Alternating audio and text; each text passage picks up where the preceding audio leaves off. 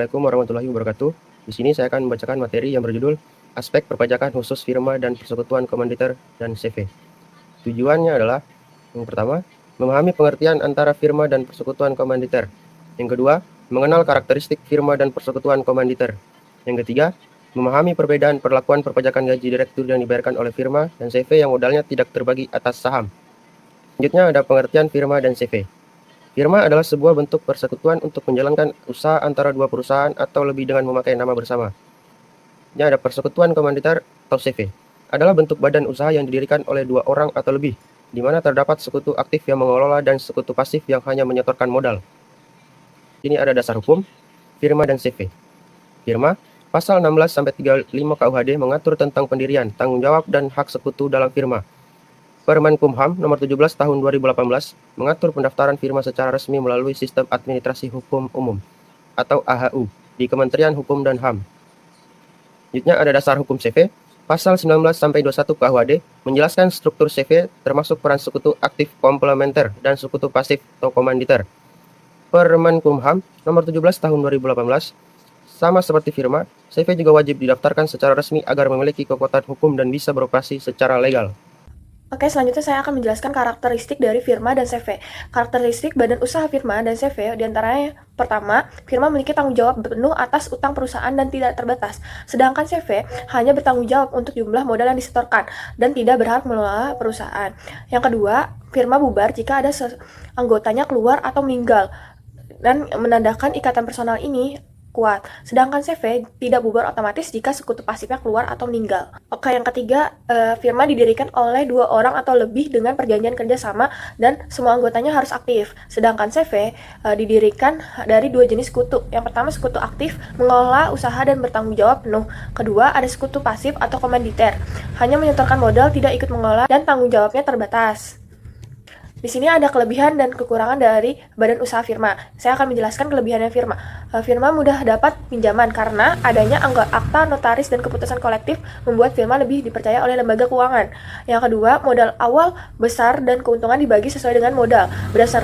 Karena berdasarkan dari kontribusi harta setiap anggota, mirip sistem saham, namun semua anggotanya aktif mengelola. Selanjutnya ada pemimpin dipilih berdasarkan keahlian.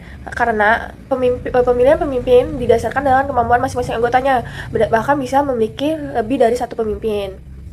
Di sini ada kelebihan dan kekurangan dari badan usaha firma. Saya akan menjelaskan kelebihannya firma. Firma mudah dapat pinjaman karena adanya akta. Selanjutnya ada kekurangan nih dari badan firma. Kekurangannya yaitu resiko terhadap harta pribadi. Jika firma mengalami kebangkrutan kekayaan dan aset pribadi, anggota dapat disita untuk menutupi kerugian perusahaan. Yang kedua, potensi konflik internal. Ini karena pembagian keuntungan yang tidak adil dapat menimbulkan perselisihan antara anggota lainnya. Yang ketiga, ada sulit mencapai keputusan karena perbedaan pendapat antara pemimpin satu dengan pemimpin lain atau anggota dapat menghambat pengambilan keputusan secara cepat dan efektif. Selanjutnya ada kekurangan nih dari badan firma. Kekurangannya yaitu resiko terhadap harta pribadi. Jika firma mengalami kebangkrutan kekayaan dan aset pribadi, anggota dapat disita untuk menutupi kerugian perusahaan. Yang kedua, potensi konflik internal. Ini karena pembagian keuntungan yang tidak adil dapat menimbulkan perselisihan antara anggota lainnya. Yang ketiga, ada sulit mencapai keputusan karena perbedaan pendapat antara pemimpin satu dengan pemimpin lain atau anggota dapat menghambat pengambilan keputusan secara cepat dan efektif. Selanjutnya ada kekurangan nih dari badan firma. Kekurangannya yaitu resiko terhadap harta pribadi. Jika firma mengalami kebangkrutan kekayaan dan aset pribadi, anggota dapat disita untuk menutupi kerugian perusahaan. Yang kedua, potensi konflik internal. Ini karena pembagian keuntungan yang tidak adil dapat menimbulkan perselisihan antara anggota lainnya. Yang ketiga, ada sulit mencapai keputusan karena perbedaan pendapat antara pemimpin satu dengan pemimpin lain atau anggota dapat menghambat pengambilan keputusan secara cepat dan efektif. Selanjutnya ada kekurangan nih dari badan firma. Kekurangannya yaitu resiko terhadap harta pribadi. Jika firma mengalami kebangkrutan kekayaan dan aset pribadi, anggota dapat disita untuk menutupi kerugian perusahaan. Yang kedua, potensi konflik internal. Ini karena pembagian keuntungan yang tidak adil dapat menimbulkan perselisihan antara anggota lainnya. Yang ketiga, ada sulit mencapai keputusan, karena perbedaan pendapat antara pemimpin satu dengan pemimpin lain atau anggota dapat menghambat pengambilan keputusan secara cepat dan efektif. Selanjutnya ada kekurangan nih dari badan firma. Kekurangannya yaitu resiko terhadap harta pribadi. Jika firma mengalami kebangkrutan kekayaan dan aset pribadi, anggota dapat disita untuk menutupi kerugian perusahaan. Yang kedua, potensi konflik internal. Ini karena pembagian keuntungan yang tidak adil dapat menimbulkan perselisihan antara anggota lainnya. Yang ketiga, ada sulit mencapai keputusan, karena perbedaan pendapat antara pemimpin satu dengan pemimpin lain atau anggota dapat menghambat pengambilan keputusan secara cepat dan efektif. Nah, selanjutnya ada kelebihan dan kekurangan CV. Di sini saya akan menjelaskan kelebihan CV dulu. Kelebihannya yaitu mudah menarik modal, karena ada opsi sekutu pasif. CV lebih menarik bagi pihak luar yang ingin berinvestasi tanpa mengikut mengelola. Yang kedua, tanggung jawabnya terbatas.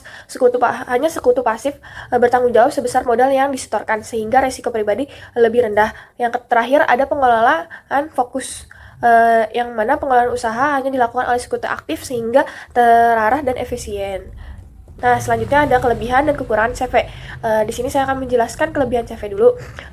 Kelebihannya yaitu mudah menarik modal, karena di sini ada kekurangan dari CV, yaitu rentan konflik internal, karena perbedaan kepentingan antara sekutu aktif dan pasif dapat menimbulkan ketegangan, terutama jika keuntungan atau arah bisnis tidak sesuai harapan.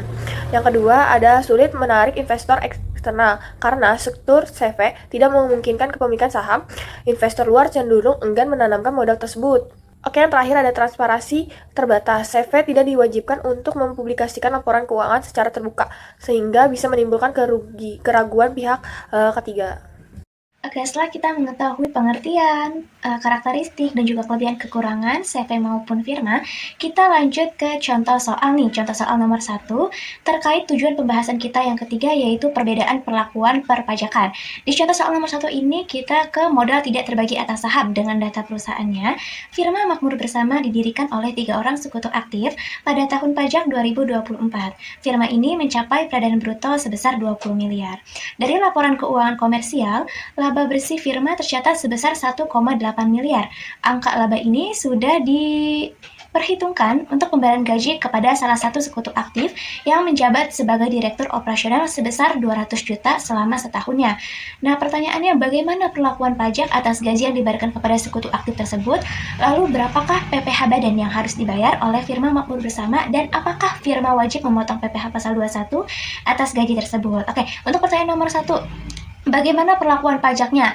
Berdasarkan pasal 9 ayat 1 huruf J Undang-Undang PPh, gaji yang dibayarkan kepada sekutu aktif pada firma tidak diakui sebagai biaya yang dapat mengurangi penghasilan brutonya. Oleh karena itu, secara fiskal, gaji sebesar 200 juta tersebut harus ditambahkan kembali atau perlu koreksi fiskal positif dalam perhitungan penghasilan kena pajak. Lalu untuk jawaban pertanyaan nomor 2 terkait berapa PPh badan terutangnya. Nah, sebelum kita menghitung PPh badannya, kita harus menghitung PKP-nya dulu nih teman-teman, atau penghasilan kena pajaknya, dengan rumus laba komersial ditambah dengan koreksi positif gaji sekutu. Nah, untuk laba komersial di 1,8 miliar ditambah dengan koreksi positif gaji sekutunya itu 200 juta rupiah. Setelah kita tambah, PKP-nya itu menghasilkan 2 miliar rupiah. Nah, karena peredaran brutonya ini 2 miliar, yang artinya kurang dari 50 miliar, maka firma tersebut berhak mendapatkan fasilitas pengurangan tarif sesuai dengan pasal 31E Undang-Undang PPh. Kita hitung terlebih dahulu untuk PKP dengan fasilitasnya, yaitu 4,8 miliar dibagi dengan 20 miliar itu sebagai total omset, lalu dikali dengan 2 miliar itu hasil PKP yang sudah kita hitung tadi ya. Nah, setelah kita bagi dan juga kita kali, PKP dengan fasilitasnya itu sebesar 480 juta rupiah.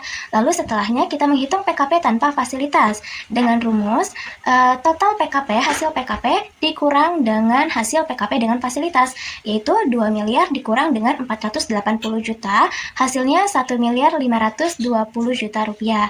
Nah, baru setelahnya kita dapat menghitung PPh terutangnya dengan rumus pengurangan tarif dikali dengan tarif PPh, lalu dikali dengan PKP fasilitas. Setelahnya baru kita tambah dengan tarif PPh dikali dengan PKP tanpa fasilitas. Nah, 50% dikali dengan 22%, lalu dikali 480 juta. Baru kita tambah 22% dikali dengan 1.520.000.000 rupiah. Hasilnya itu 52.800.000 ditambah dengan 334.400.000. Hasil PPh badan terutangnya itu 387.200.000 rupiah. Nah, lalu kita ke jawaban pertanyaan nomor 2 nih, teman-teman, yaitu terkait apakah ada pemotongan PPh pasal 21. Jawabannya tidak ya teman-teman, karena firma tersebut tidak wajib memotong PPh pasal 21. Berdasarkan pasal 4 ayat 3 huruf I Undang-Undang PPh, pembayaran gaji kepada sekutu yang tidak boleh dibebankan sebagai biaya oleh firma dikecualikan sebagai objek pajak di tangan penerimanya. Hal ini untuk menghindari pengenaan pajak berganda atau kita sebut dengan double taxation. Selanjutnya untuk case study 2 atau contoh yang kedua, yaitu modal terbagi atas saham dengan data perusahaannya. CV Gemilang Jaya merupakan persekutuan komanditer dengan modal yang terbagi atas saham. Pada tahun pajak 2024, CV ini mencatat peredaran brutonya sebesar 45 miliar dengan laba sebelum gaji direktur sebesar 4,5 miliar. CV membayar gaji kepada direktur utama, yaitu Tuan Vero, yang juga merupakan pemegang saham sebesar 300 juta per tahunnya. Status Tuan Vero adalah menikah dengan satu tanggungan atau K1. Pertanyaannya, bagaimana perlakuan pajak atas gaji yang dibayarkan kepada Tuan Vero? Lalu berapakah PPh badan yang harus dibayar CV Gemilang Jaya dan berapakah PPh pasal 21 yang harus dipotong atas gaji Tuan Vero? Nah, untuk jawaban pertanyaan nomor pertama, untuk perlakuan pajak atas gaji yang dibayarkan kepada Tuan Vero, di sini karena CV-nya ini modalnya terbagi atas saham ya teman-teman, maka gaji yang dibayarkan kepada direktur dapat diakui sepenuhnya sebagai biaya usaha yang tidak diperlukan koreksi fiskal atas pembayaran gaji ini. Untuk dasar hukumnya adalah CV dengan modal terbagi atas saham itu diperlakukan seperti PT dalam pengakuan biayanya. Lalu berapakah PPh badan yang harus dibayar CV Gemilang Jaya? Untuk di jawaban pertanyaan nomor 2, sama seperti di contoh nomor 1 nih teman-teman, kita harus menghitung PKP-nya terlebih dahulu sebelum kita dapat mengetahui berapa PPh badannya. Nah, kita tinggal masukkan saja ya, untuk rumus PKP-nya itu laba sebelum gaji dikurang biaya gaji direktur, yaitu 4,5 miliar dikurang 300 juta rupiah, hasilnya 4,200 juta rupiah ya. Dengan peredaran bruto 45 miliar, yang artinya di bawah 50 miliar, maka CV tersebut berhak untuk mendapatkan fasilitas atas pengurangan tarif berdasarkan dengan pasal 31E Undang-Undang PPh. Kita hitung PKP dengan fasilitas itu 4,800 juta dibagi dengan 45 miliar, lalu dikali dengan 4 miliar 200 juta, hasilnya sama dengan 448 juta, itu untuk PKP dengan fasilitas. Untuk PKP tanpa fasilitas itu 4 miliar 200 juta dikurangi dengan 448 juta, hasilnya 3 miliar 752 juta rupiah untuk PKP tanpa fasilitasnya. Baru setelahnya kita dapat menghitung PPh badan terutangnya, itu 50% dikali 22% dikali 448 juta ditambah dengan 22% dikali 3 miliar 752 juta, sama dengan 49.280.000 ditambah 825.440.000, hasilnya sama dengan 874.720.000 rupiah, itu untuk PPh badan terutangnya. Lalu untuk jawaban pertanyaan nomor 3 terkait perhitungan PPh pasal 21. CV wajib memotong PPh pasal 21 atas gaji Tuan Vero dengan perhitungannya. Di sini perhitungan PPh 21 dalam bentuk tahunan, penghasilan bruto per tahunnya 300 juta rupiah. Lalu ada pengurangan biaya jabatannya 5%. Nah, biaya jabatannya ini 5% dikali dengan penghasilan bruto. Untuk batas maksimal per tahun biaya jabatan itu 6 juta. Jadi walaupun setelah kita hitung 5% dikali 300 juta itu 15 juta, tetapi ada batas maksimalnya, itu per tahun 6 juta. Jadi angka yang kita pakai itu biaya jabatannya maksimal 6 juta ya. Lalu dikurangi menjadi penghasilan neto setahunnya yaitu 294 juta rupiah. Lalu ada PTKP atau penghasilan tidak kena pajak. Karena Tuan Vero ini statusnya sudah menikah dan mempunyai tanggungan 1 atau K1, maka untuk perhitungannya itu untuk wajib pribadinya 54 juta, ditambah dengan status kawinnya 4.500.000, lalu ditambah dengan tanggungannya 4.500.000, maka hasilnya 63 juta. Nah, setelahnya hasil dari penghasilan neto setahun kita kurangi dengan PTKP 63 juta, maka hasilnya 231 juta, itu PKP-nya atau penghasilan kena pajaknya. Lalu kita hitung PPh 21 terutangnya nih teman-teman ya.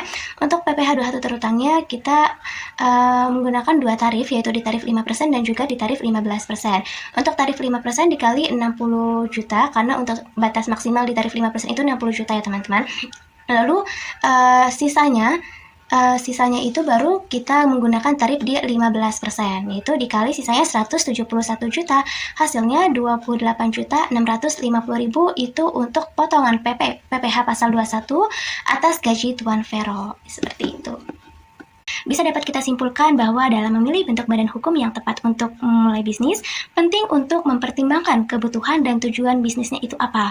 Karena baik firma maupun CV adalah dua bentuk badan hukum yang umumnya digunakan di Indonesia, masing-masing dengan kelebihan dan kekurangannya sendiri. Firma memberikan cara yang lebih sederhana dan murah untuk memulai bisnis, tetapi juga berarti tanggung jawab pribadinya lebih besar. Sementara CV menawarkan peran yang berbeda bagi para mitra bisnis dan mengharuskan beberapa mitra terlibat dalam pengelolaan dan pengambilan risiko lebih dalam hal hutang perusahaan. Oleh sebab itu, pertimbangkan secara matang dan konsultasikan dengan ahli hukum sebelum membuat keputusan final. Baiklah, sekian dari pemaparan penyampaian yang telah kelompok kami sampaikan terkait materi aspek perpajakan firma dan CV. Semoga bermanfaat bagi kita semua dan terima kasih yang sudah menonton. Saya akhiri, wassalamualaikum warahmatullahi wabarakatuh.